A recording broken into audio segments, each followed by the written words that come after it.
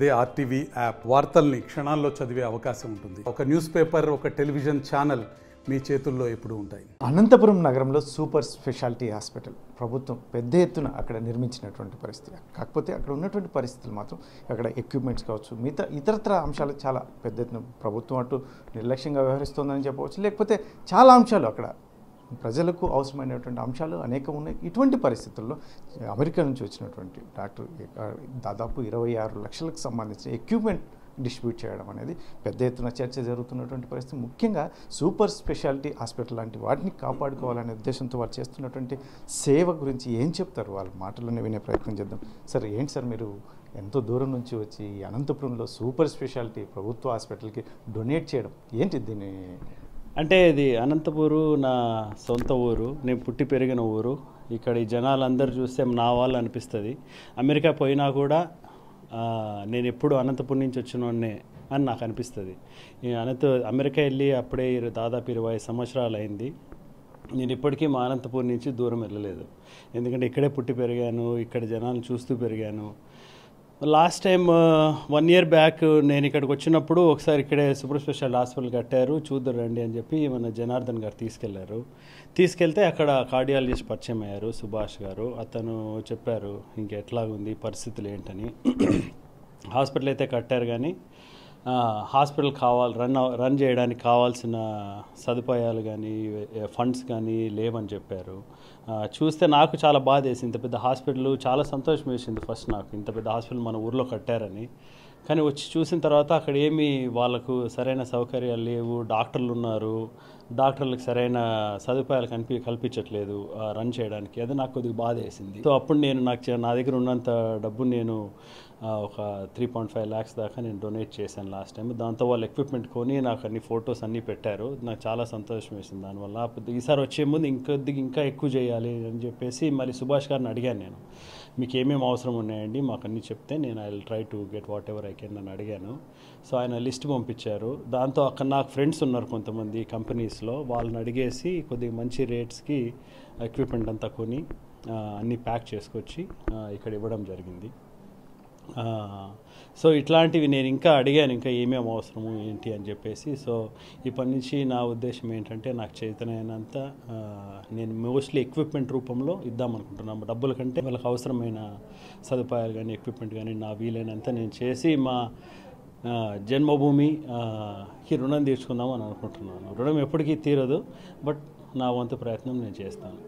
Sir, ఒక విషయం sir, especially మనకి కరూరు జిల్లా అయినటువంటి అనంతపురం జిల్లాకు సూపర్ స్పెషాలిటీ హాస్పిటల్కు గతంలో మనకి ఇక్కడ నుంచి హైదరాబాద్ కానీ బెంగళూరు కానీ వెళ్ళేటటువంటి పరిస్థితులు పేషెంట్స్గా, ఇటువంటి పరిస్థితులు ఇప్పుడు అక్కడ నుంచి కూడా ఇక్కడికి వస్తున్నారు. అందులో కాకపోతే ఇంకా కొంచెం ఎక్విప్మెంట్ కూడా చాలా అవసరం ఉన్నటువంటి పరిస్థితి. మీరు ఫ్రెండ్స్తో కూడా గ్యాదర్ చేస్తున్నటువంటి పరిస్థితి.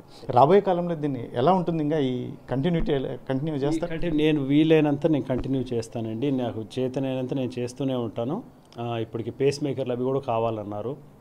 నేను వెళ్ళంగానే నేను అవన్నీ సేకరించి అప్పుడప్పుడు పంపించకుండా నేను ఇయర్లీ వన్స్ కానీ 6 months ఒకసారి కానీ వీలైనంత నేను తెచ్చి స్టోర్ చేసి మళ్ళీ తర్వాత 6 monthsకి ఒకసారి కానీ 1 yearకి ఒకసారి కానీ ఇద్దామని అనుకుంటున్నాను. ఈ మధ్యలో ఏమైనా మరి అవసరమైతే సుభాష్ గారు నాకు టచ్లోనే ఉంటారు. ఏమైనా అవసరమైతే నాకు వీలైనంత నేను మధ్యలో చేస్తూనే ఉంటాను. ఏం చెప్తారు, ఈ సూపర్ స్పెషాలిటీ మీరు ఏ స్థాయిలో చూడాలనుకుంటున్నారు? ఈ సూపర్ స్పెషాలిటీ స్థాయి అంటే ఇప్పుడు చాలామంది అఫోర్డ్ చేయలేని వాళ్ళు చాలామంది ఉన్నారు అనంతపూర్లో. వాళ్ళకి చాలా హార్ట్ ప్రాబ్లమ్స్ ఉన్నాయి.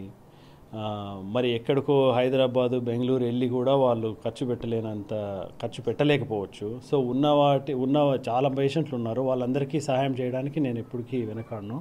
నాకు కంటిన్యూస్గా దీనికంటే స్లోగా గ్రాడ్యువల్గా ప్రోగ్రెస్ అయ్యి కంప్లీట్ కార్డియాక్ కేర్ ఇవ్వగలిగే కెపాసిటీ ఎప్పటికైనా తేవాలని నా ఆకాంక్ష. కార్డియాలజీనే కాకుండా వేరే థొరాసిక్ సర్జరీ విభాగం కానీ ఆమె డాక్టర్ కూడా కలిశారు. ఆమె కూడా కొన్ని సర్జికల్ ఎక్విప్మెంట్ అడిగారు. అవి కూడా నేను వెళ్ళిన తర్వాత ట్రై చేస్తాను. నాకు మ్యాక్సిమం కంప్లీట్ కేర్. ఒక పేషెంట్ అక్కడికి వస్తే వాళ్ళు ఎక్కడికి పంపించిన అవసరం లేదు. సో అన్నీ అక్కడే ఉండి ఫ్రీగా వాళ్ళకి చేయగలిగే స్థాయిలో చూడాలని నా కోరిక. మేడం, ఏం చెప్తారు మేడం ఎస్పెషల్లీ మీరు, ఎందుకంటే ఫస్ట్ నుంచి సూపర్ స్పెషాలిటీ కావచ్చు, లేదంటే ఏదైనా సహాయం చేసే విషయంలో ముందుంటే పరిస్థితి, ఇప్పుడు సూపర్ స్పెషాలిటీ కూడా మీరు ఇతోధికంగా పనిచేస్తున్నటువంటి ఏం చెప్తారు దాన్ని? సూపర్ స్పెషాలిటీ హాస్పిటల్ అనేది కట్టడం అనేది చాలా గ్రేట్, అది నిజమే. అది చాలామందికి ఉపయోగపడుతూ ఉంది. అది ఆరోగ్యశ్రీ కూడా వచ్చేసి పూర్ పీపుల్ అందరికీ చాలా ఖరీదైన వైద్యం అందుతూ ఉంది, అది కూడా మంచిదే. ఏమంటే హాస్పిటల్ అంతా బాగా కట్టారు, కన్స్ట్రక్షన్ బాగుంది, డాక్టర్స్ని అపాయింట్ చేశారు, కానీ కొంచెం ఎక్విప్మెంట్ అవి సరిగ్గా పెట్టలేకపోయారు ఇంకాను. అందుకని we cannot expect from government also so much help. అది ఇటు చేసేవాళ్ళు చేస్తూ ఉన్నారు. అప్పుడు ఆర్డిటి మేడం కానీ ఇంకా మిగతా డాక్టర్స్ వాళ్ళు చేస్తూ ఉన్నారు కదా. అంతే, ఇట్లా వాళ్ళు మా అబ్బాయి చేసినందుకు నేను చాలా గర్వంగా ఫీల్ అవుతున్నాను. అట్లా హాస్పిటల్కి హెల్ప్ చేసినందుకు అట్లా చేసుకుంటా ఉంటే కొంచెం అట్లానే ఇంప్రూవ్ అయితే కూడా మంచిదని. చేస్తున్నారు అంటున్నారు. కాకపోతే మీ మోటివేషన్ మీ అబ్బాయితో చేయిస్తూ మీరు, ఎందుకంటే ఎక్కడో ఉన్నటువంటి మీ అబ్బాయికి చెప్పి ఈ రకంగా చేయాలన్నట్టుగా, ఎందుకంటే అనంతపురం అబ్బాయి ఇక్కడే చదువుకున్నాడు.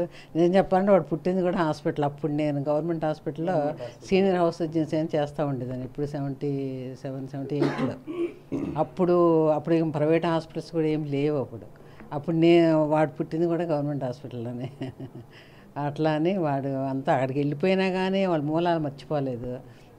వాడి మనస్తత్వం మంచి మనస్తత్వం, హెల్ప్లెస్ పీపుల్కి హెల్ప్ చేయాలని కానీ అవన్నీ కూడా మంచి మనసు ఉంది, చేస్తున్నాడు. ఎస్పెషల్లీ మనకి అనంతపురం అంటే డ్రాట్ ఏరియా, ఇక్కడ చాలా పరిస్థితులు కూడా చాలా ఇబ్బందికరంగా ఉంటాయి. ఇటువంటి పరిస్థితుల్లో సూపర్ స్పెషాలిటీని ఇంకా కాపాడుకోవాలంటే ఏం చేయాలంటారు? ఎందుకంటే మిగతా చాలామంది కూడా ఈ రకంగా ముందుకు వస్తే సూపర్ స్పెషాలిటీ సేవలు అనేది ప్రతి ఒక్కరికి అందుతాయి. అట్లా ఎవరు తోచినంత వాళ్ళు సహాయం చేస్తే కూడా మంచిదేను. గవర్నమెంట్ కూడా కొంతవరకు కొంచెం ఇట్లా వెనకబడిన జిల్లాల మీద కాన్సన్ట్రేట్ చేసి కొంచెం హెల్ప్ చేయాల్సి ఉంటుంది.